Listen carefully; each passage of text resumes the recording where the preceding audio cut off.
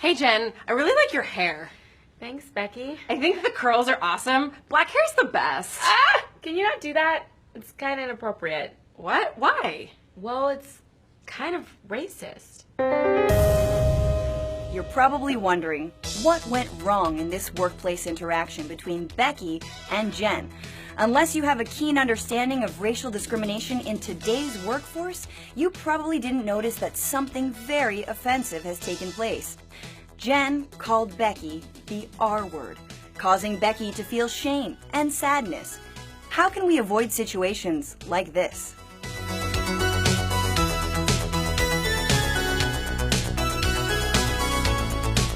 Workplace discrimination is a very serious issue, and we have to be sensitive to our employees' different ethnic and cultural backgrounds.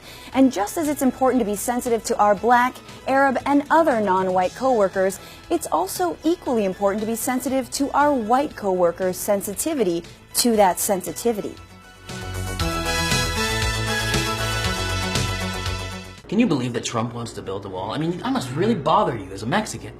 Actually, I am Bolivian. How dare you? I went to Berkeley. Sometimes racial discrimination in the workplace can happen unintentionally. Take, for instance, this scene where Marco accidentally angered Tom by correcting him. Marco may not be Mexican, but correcting Tom in that manner made Tom confused, scared, and hostile. This situation could have been avoided altogether. Let's see how. Can you believe Trump wants to build a wall? I mean, that must really bother you as a Mexican.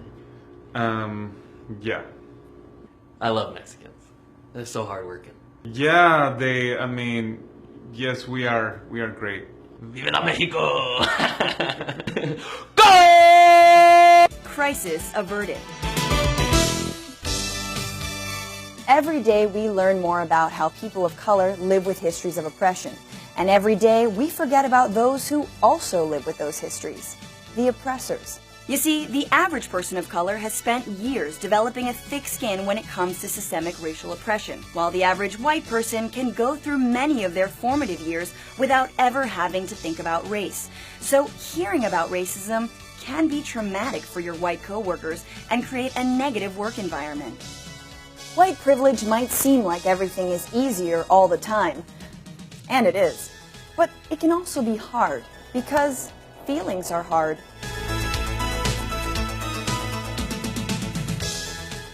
Yes, I just got the raise. $30 an hour. Let's celebrate after work. That's great. $30. Congratulations. Oh my God. Denise just got a raise and told Jane about it in celebration.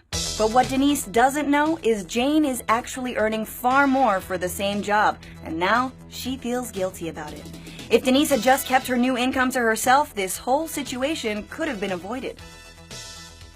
Yes, I just got the raise. Let's celebrate after work. Drinks are on you. Of course.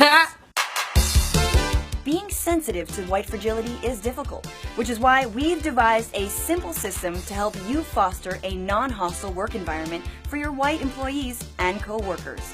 Stop, ignore, listen, empathize, never complain, and eat. Or as we like to call it, the silence system. Here, let's watch what happens when silence is put into action. So I'm not racist. Stop. Like, I voted for Obama. Ignore. Like, I understand the reason for the Black Lives Matter movement. Listen. But it's just like, all lives do matter. Empathize. I just feel like race really isn't relevant in America anymore. Never complain. You're really easy to talk to, Adrian. And eat. That's right. Excellent. Adrian was able to diffuse a potentially hostile work situation by using silence. Great work, Adrian. America is a beautiful country built on some ugly things. Things that just don't belong in the workplace.